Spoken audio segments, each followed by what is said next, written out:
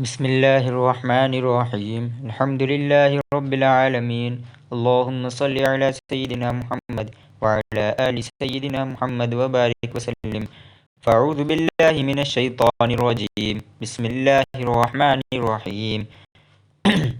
وَإِذْ قَالَ إِبْرَاهِيمُ رَبِّ أَرِنِي كَيْفَ تُحْيِي الْمَوْتَىٰ قَالَ أَوَلَمْ تُؤْمِنْ قَالَ بَلَىٰ وَلَٰكِن لِّيَطْمَئِنَّ قَلْبِي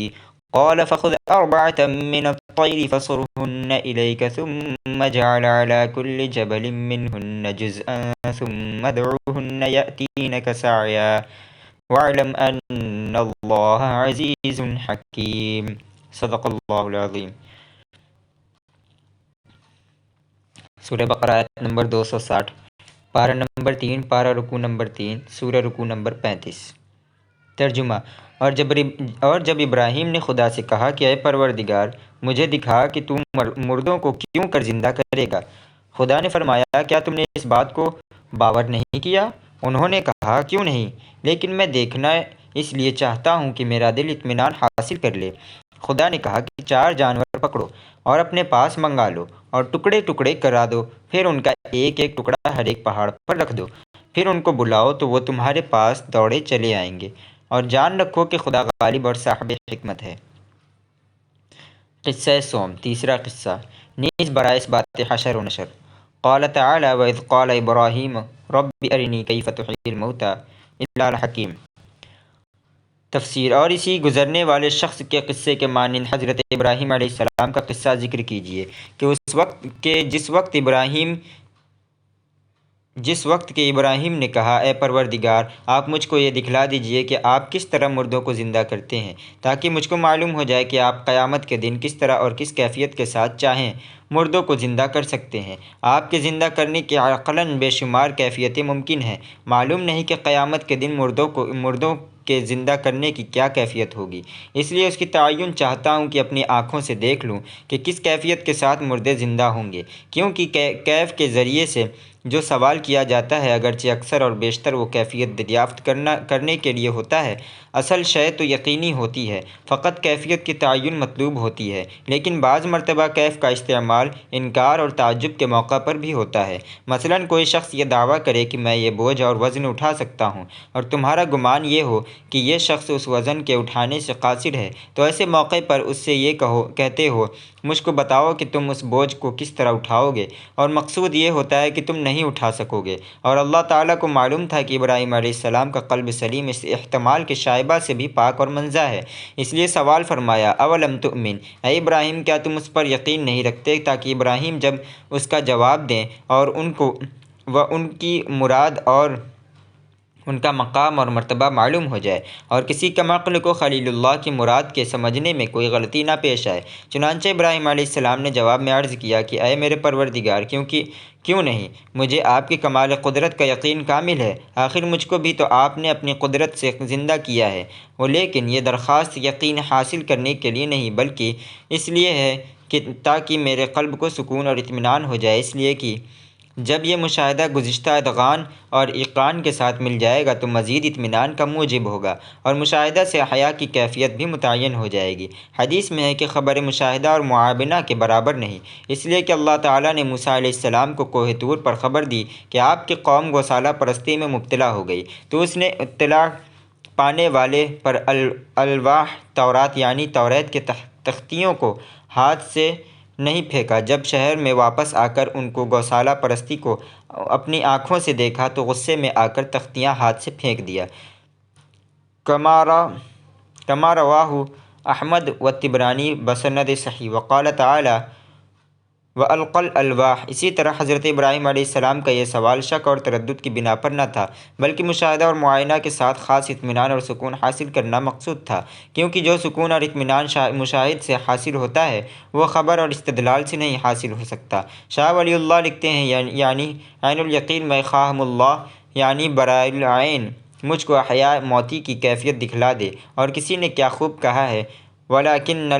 الْعِيَانَ لَطِيفٌ مَعَنَا لَهُ سَائِلُ الْمُشَاهَدَةُ الْخَلِيلُ۔ یاد رہے کہ بارگاہ خداوندی میں اس قسم کا سوال وہی کر سکتا ہے جس کو اس بارگاہ میں خاص تقرب حاصل ہو، جوش محبت اور مقام انس اور مقام ناز انس اور مقام اور ناز اس کو عرض و نیاز پر آمادہ کرے۔ باقی جس شخص کو خدا کی قدرت ہی میں شک اور شبہ ہو، اس کا اس بارگاہ عالی میں گزر ہی ممکن نہیں۔ سوال راچِ مجال: اللہ تعالیٰ فرماتے ہیں اچھا پس 4 پرندے لے لو اور پھر ان کو اپنے نزدیک کر لو، یعنی ان کی صورت پہچان کر اپنے پاس کر لو اور اپنے سے ہلا لو تاکہ ان کی خوب شناخت ہو جائے اور وہ بھی زندہ ہونے کے بعد تم کو پہچان لے۔ ہلا لو یعنی گھل مل جائے تمہارے ساتھ اور تمہاری آواز پر تمہارے پاس دوڑے چلے آئیں۔ بعد ازاں ان کو ذبح کر کے ان کے گوشت اور پوست کو خلط ملط کر کے ہر پہاڑ پر ایک ٹکڑا رکھ دو پھر ان کو بلاؤ، سب زندہ ہو کر دوڑتے ہوئے تیرے پاس چلے آئیں گے۔ اس طرح تم اپنا اطمینان کر لو اور یہ جان لو کہ اللہ تعالیٰ بڑا غالب اور زبردست ہے، کوئی اس کی مشیت اور ارادہ کو روک نہیں سکتا۔ یعنی جس طرح خدا تعالیٰ ان جانوروں کے متفرق اجزاء کو دوبارہ جوڑ کر اور گوشت اور پوست چڑھا کر زندہ کر سکتا ہے، اسی طرح قیامت کے دن مردوں کے جسموں کے متفرق ریزوں کو جمع کر کے ان میں روح ڈال سکتا ہے، اور بڑی حکمت والا ہے، کوئی اس کے افعال کے گناہ کو نہیں پہنچ سکتا۔ اس کی حکمت کہ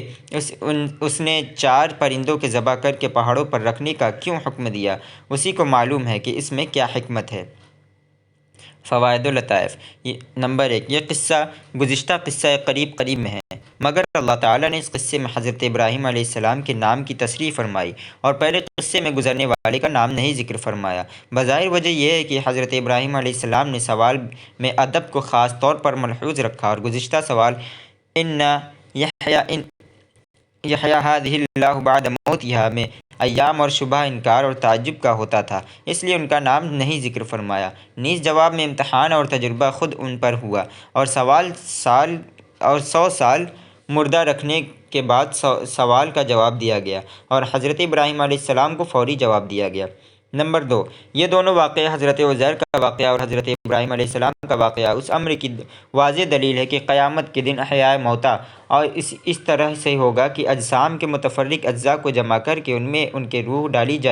دی جائے گی، اور یہ بھی معلوم ہو گیا کہ معاد جسمانی ہوگی نہ کہ فقط روحانی، اور جو لوگ معاد جسمانی کے منکر ہیں وہ صریح نصوص قرآنیہ اور احادیث نبویہ کے منکر ہیں اور دائرہ اسلام سے خارج ہیں، جیسا کہ امام غزالی نے اس کی تصریح کی ہے۔ نمبر 3، نیز ان دونوں قصوں یہ امر بخوبی ثابت ہو گیا کہ حق تعالیٰ کبھی کبھی بطور خرق عادت اور بطور معجزہ دنیا میں بھی مردوں کو زندہ فرماتے ہیں، اور اس کے علاوہ قرآن کریم کے متعدد آیات سے صراحتاً دنیا میں مردوں کا زندہ کرنا بیان کیا گیا۔ بنی اسرائیل کو ایک مرتبہ ہلاک کر کے دوبارہ زندہ کرنا، وَإِذَا قَتَلْتُمْ يَا مُوسَىٰ لَن نُؤْمِنَ إِلَّا تَشْكُرُونَ تک میں ذکر فرمایا، اور اعلیٰ ھذا بنی اسرائیل کے ان ہزاروں آدمیوں کو جو موت سے ڈر کر بھاگے تھے مار کر دوبارہ زندہ کرنا أَلَمْ تَرَ إِلَى الَّذِينَ خَرَجُوا إِلَىٰ أَحْيَاءِهِمْ میں صراحتاً مذکور ہے، اور حضرت عیسیٰ علیہ السلام کا مردوں کو زندہ کرنا وَإِذَا تَحْيُوا الْمَوْتَىٰ بِإِذْنِ اللَّهِ قرآن کریم میں متعدد جگہ صراحتاً مذکور ہے۔ مرزا قادیانی نے مسیح موعود ہونے کا دعویٰ کیا اور دیکھا کہ مسیح بن مریم کی طرح میں تو مردوں کو زندہ کر کے دکھانے سے عاجز ہوں، اس لیے اس نے اپنے فرضی نبوت کے قائم رکھنے کے لیے حضرت عیسیٰ اور دیگر انبیاء کرام کے اس قسم کے تمام معجزات کا انکار کر دیا اور یہ دعویٰ کیا کہ یہ ناممکن ہے کہ اللہ تعالیٰ کسی کو ایک دفعہ مار کر دوبارہ دنیا میں بھیجیں گے۔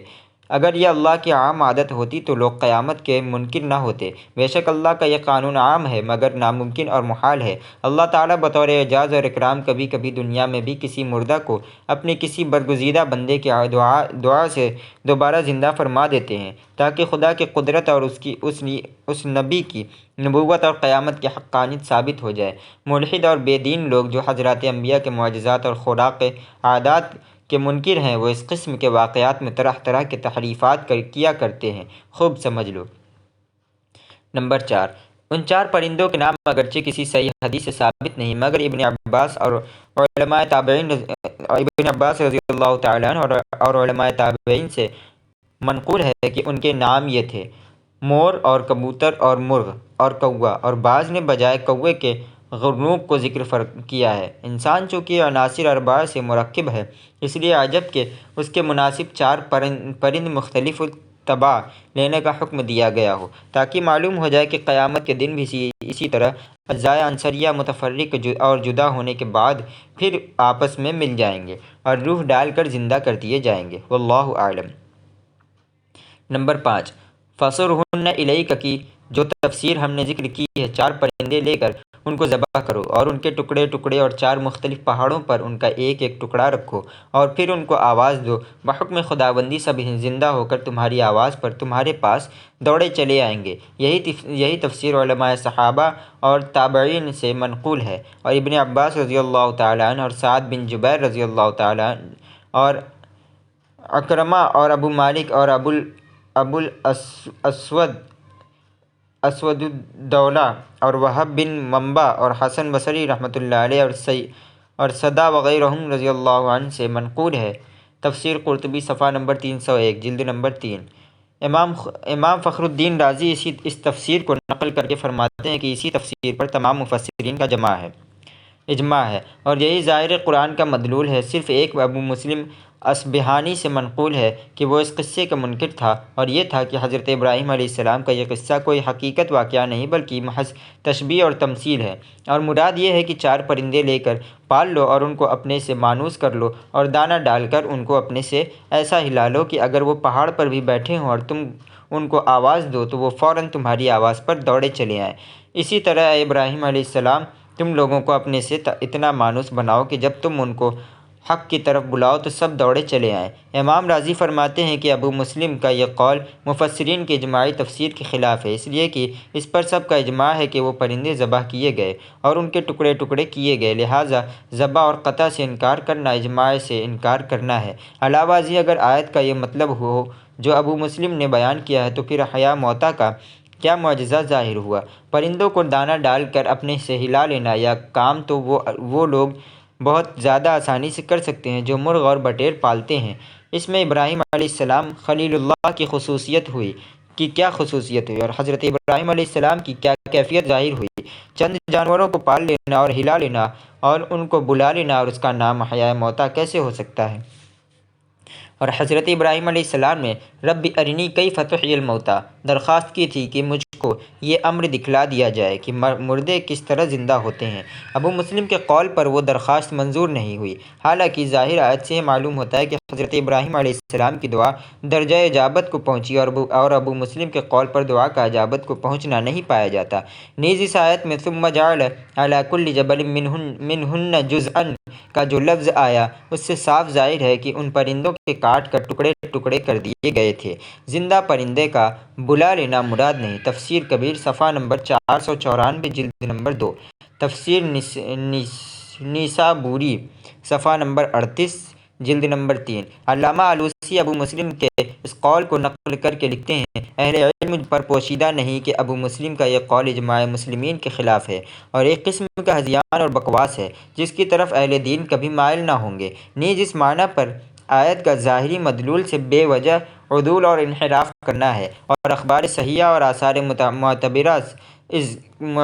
اس ظاہر کے مؤید ہیں، لہٰذا ایسے ظاہر اور صریح کو چھوڑ کر ایسے معنی کی طرف مائل ہونا جس کے سننے سے بھی کانوں کو گرانی ہوتی ہے، کوئی وجہ نہیں کہ بلا کسی وجہ اور بلا کسی داعی کے اس معنی کی طرف رجوع کیا جائے۔ لہٰذا حق یہ ہے کہ جماعت مفسرین نے آیت کے جو معنی بیان کیے ہیں اسی کا اتباع کیا جائے، اور اللہ کا ہاتھ جماعت کے سر پر ہوتا ہے۔ حکایت: بعض بزرگوں سے منقول ہے کہ اللہ تعالیٰ نے اس قصے کو وَاعْلَمْ أَنَّ اللَّهَ عَزِيزٌ حکیم پر ختم فرمایا۔ اشارہ اس طرح تھا کہ اے ابراہیم علیہ السلام، تم نے ہم سے رب ارنی کیف تحیی الموتی کی درخواست کی ہے کہ ہم نے اس کو منظور کیا۔ ایک وقت آنے والا ہے کہ ہم تم کو یہ کہیں گے کہ عبد ارنی کیف تحیی الموتی، اے میرے بندے تو مجھ کو یہ دکھلا کہ تو میرے لیے زندہ کو کس طرح موت دیتا ہے، یعنی زندہ بیٹے کو کس طرح میرے لیے قربان کرتا ہے۔ روح المعانی صفحہ نمبر 27 جلد نمبر 3۔ رجوع باحکام صدقات۔ ابتدا پارہ میں اہل ایمان کو حکم دیا تھا کہ وقت کو غنیمت سمجھیں اور موت اور قیامت کے آنے سے پیشتر جو کچھ خدا کی راہ میں خرچ کر سکیں اس سے دریغ نہ کریں، یعنی بھاگے نہ۔ بعد ازاں اس کے مناسب مبدا اور میعاد کے اس بات کے لیے 3 قصے ذکر فرمائے۔ اب پھر خدا کی راہ میں خرچ کرنے کا ذکر فرماتے ہیں کہ اے اہل ایمان، جب قیامت کا حق ہونا معلوم ہو گیا تو پھر آخرت کے لیے توشہ بھی تیار کرو جو قیامت کے دن تمہیں کام آئے۔ نیز نفس پر آخرت کے لیے خرچ کرنا بہت شاق اور گراں ہوتا ہے، اور جب قیامت اور آخرت کا یقین ہو جائے تو پھر خرچ کرنا آسان ہو جاتا ہے۔ اس لیے اس بات قیامت اور آخرت کے بعد عالم آخرت کے لیے ساز و سامان تیار کرنے کی ترغیب دی، جس کا سلسلہ دور تک چلا گیا ہے۔ وآخر دعوانا ان الحمد للہ رب العالمین۔